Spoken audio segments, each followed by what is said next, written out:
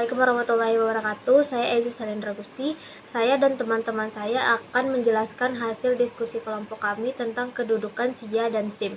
Yang pertama itu adalah SIA. SIA kepanjangan dari Sistem Informasi Akuntansi. Adalah suatu komponen organisasi yang mengumpulkan, mengklarifikasi, menganalisa, mengkomunikasikan informasi finansial dan pengambilan keputusan yang relevan bagi pihak luar perusahaan dan pihak ekstern. Karakteristik SIA yang membedakannya dengan subsistem lainnya yaitu SIA melaksanakan tugasnya yang diperlukan, berpegang pada prosedur yang relatif standar, menangani data rinci, berfokus pada historis, menyediakan informasi pemecahan minimal. Kemudian fungsi penting yang dibentuk Sistem Informasi Akuntansi atau SIA pada sebuah organisasi antara lain, yang pertama mengumpulkan dan menyimpan data tentang aktivitas dan transaksi, memproses data menjadi input informasi yang dapat digunakan dalam proses pengambilan keputusan, melakukan kontrol secara tepat terhadap aset organisasi. Kemudian, subsistem informasi akuntansi memproses berbagai transaksi keuangan dan transaksi non-keuangan yang secara langsung mempengaruhi pada pemrosesan transaksi keuangan. Baiklah, selanjutnya akan diteruskan oleh teman saya. Baiklah, selanjutnya sistem informasi akuntansi terdiri dari 3 subsistem, yaitu yang pertama pemrosesan transaksi yang mendukung proses operasi bisnis harian. Yang kedua, sistem buku besar atau pelaporan keuangan yang menghasilkan laporan keuangan seperti laporan laba rugi, neraca, arus kas, dan pengembalian pajak. Yang ketiga, sistem laporan manajemen yang menyediakan pihak manajemen internal berbagai laporan keuangan yang bertujuan khusus serta informasi yang dibutuhkan untuk pengambilan keputusan.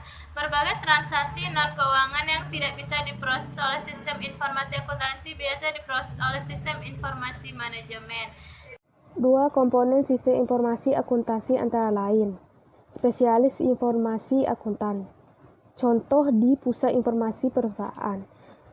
Bagian pemasaran mempertimbangkan untuk memperkenalkan jenis produk baru dalam jajaran produk perusahaan. Untuk itu, bagian tersebut meminta laporan analisa perkiraan keuntungan yang dapat diperoleh dari usulan produk baru tersebut. Bagian SIA memproyeksikan perkiraan biaya dan perkiraan pendapatan yang berhubungan dengan produk tersebut. Kemudian, data yang diproses oleh EDP. Setelah diproses, hasilnya dikembalikan ke bagian SIA untuk kemudian diberikan ke bagian pemasaran. Kedua bagian akan merundingkan hasil analisa tersebut untuk dicari keputusan yang sesuai. Contoh tadi dapat ditemukan dua aspek yang berhubungan dengan sistem bisnis modern, yaitu satu, pentingnya komunikasi antar departemen yang mengarahkan untuk tercapainya suatu keputusan. Kedua, peranan SIA dalam menghasilkan informasi yang dapat membantu departemen lainnya untuk mengambil keputusan. Informasi akuntansi yang dihasilkan oleh sistem informasi akuntansi dibedakan menjadi dua, yaitu satu, informasi akuntansi keuangan berbentuk laporan keuangan yang ditujukan kepada pihak ekstern. Dua, informasi akuntansi manajemen berguna bagi manajemen dalam mengambil keputusan. Assalamualaikum warahmatullahi wabarakatuh. Perkenalkan, nama saya Ifatul Husna, INPM 20081.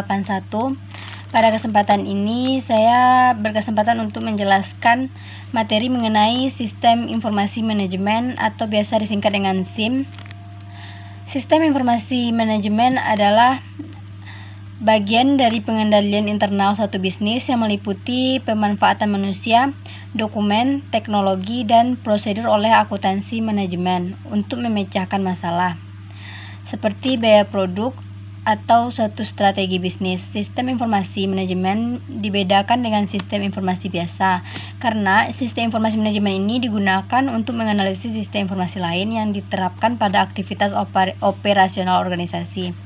Secara akademis, istilah ini umumnya digunakan untuk merujuk pada kelompok metode manajemen informasi yang bertalian dengan otomasi atau dukungan terhadap pengambilan keputusan. Misalnya sistem pendukung keputusan, sistem pakar, dan sistem informasi eksekutif. Adapun tujuan utama dan ialah menyediakan informasi yang dipergunakan di dalam perhitungan harga pokok jasa, produk, dan tujuan lain yang diinginkan manajemen. Yang kedua, menyediakan informasi yang dipergunakan dalam perencanaan, pengendalian, pengevaluasian, dan perbaikan berkelanjutan. Selanjutnya, menyediakan informasi untuk pengambilan keputusan. Dan ketiga tujuan tersebut menunjukkan bahwa manajer dan pengguna lainnya perlu memiliki akses ke informasi akuntansi manajemen dan mengetahui bagaimana cara menggunakannya. Informasi akuntansi manajemen dapat membantu mereka mengidentifikasi suatu masalah, menyelesaikan masalah, dan mengevaluasi kinerja.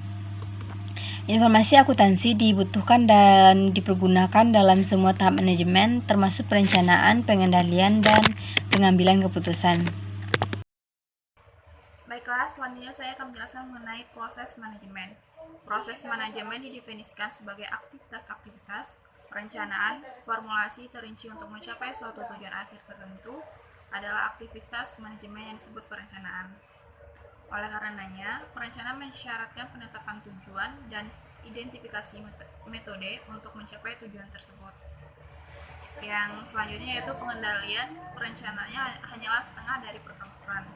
Setelah suatu rencana dibuat, rencana tersebut harus diimplementasikan dan manajer serta pekerja harus memonitor pelaksanaannya untuk memastikan rencana tersebut berjalan sebagaimana mestinya.